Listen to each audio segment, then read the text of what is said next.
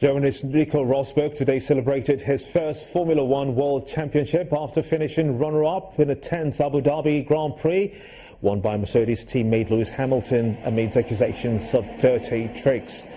After all the suspense and expectations, Hamilton chalked up his 10th win of the season and 4th in a row, but was powerless to do anything about the championship outcome despite making every effort.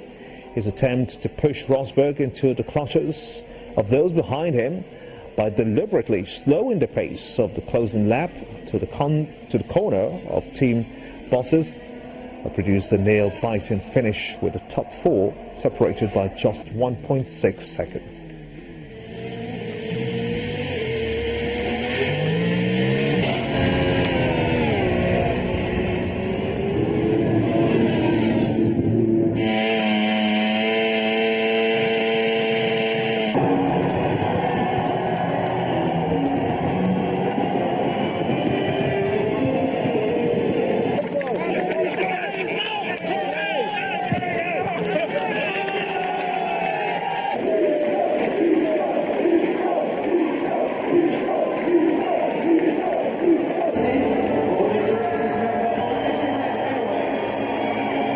Hell no, that was definitely not the most enjoyable race I've ever had.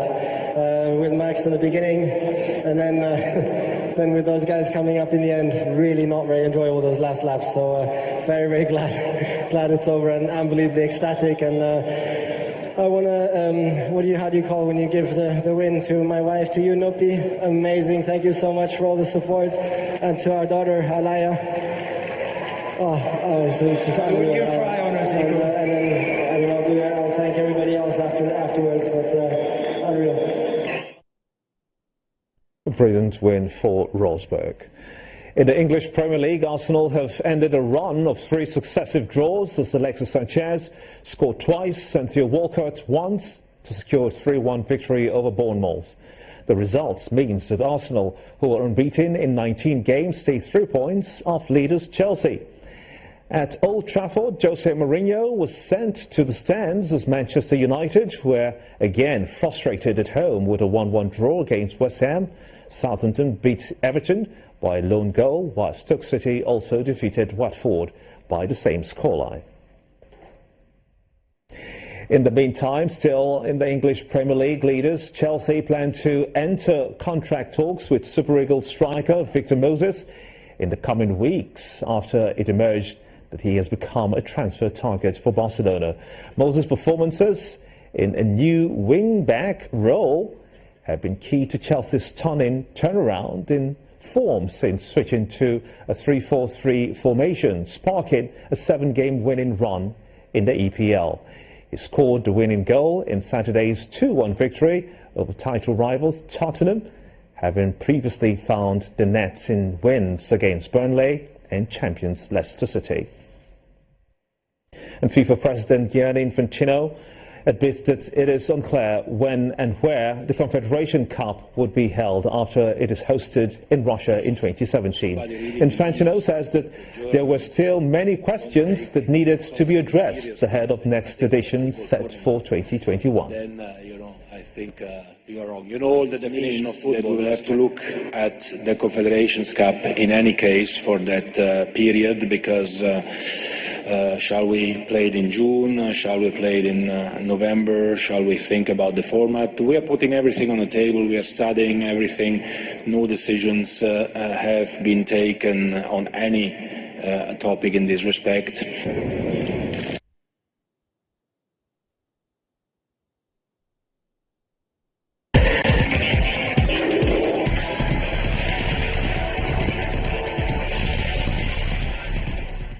A second rebel-held district in eastern Aleppo has been retaken by Syrian government forces.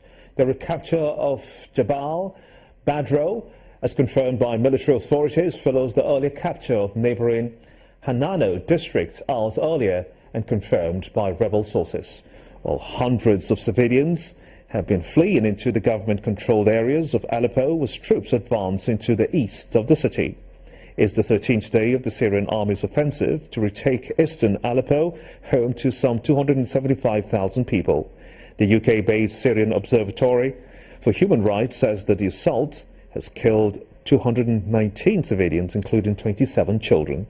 Once serious commercial and industrial hub, Aleppo has been divided roughly in two since 2012, with the government controlling the west and rebels the east.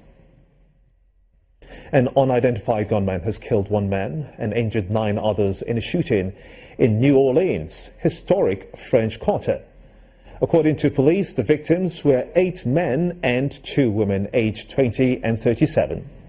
While the police superintendent, Michael Harrison, told the news conference that the shooter opened fire shortly before 7:40 GMT at the corner of Bourbon and Iberville Street. He added that 2 men had been arrested on charges of possession of firearms, including the shooting victim. Superintendent Harrison says that the police are investigating what motivated the shooting and that Bourbon Street area, which is popular with tourists, had an increased police presence at the time. US President-elect Donald Trump has described an impending recount of votes in Wisconsin as a scam. Mr. Trump, who narrowly won the state, said that the results should be respected instead of being challenged or abused. Green Party candidate Jill Stein, who initiated the recount, also wants the same for Michigan and Pennsylvania, citing statistical modalities.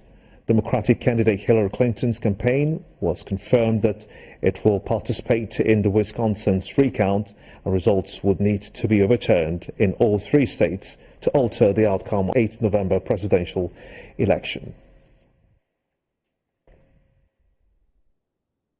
And the main news again. The Independent National Electoral Commission today declared APC candidate Rotimi Akeredolu as the winner of the Ondo State governorship elections. Mr. Akeredolu scored 244,842 votes to defeat his closest rival, the candidate of the People's Democratic Party, Eyitayo Jegede, who scored 150,380 votes to emerge as the winner.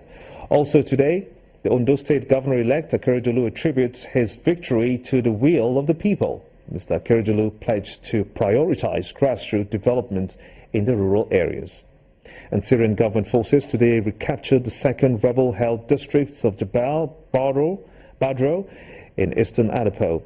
This happened only hours after the first city fell to government forces. And that's how it's been on the news at 10 tonight. I want to thank you so much indeed for being a part of it. I am Gimba Omar on behalf of everyone here. Have a splendid night rest and a beautiful week ahead. Good night.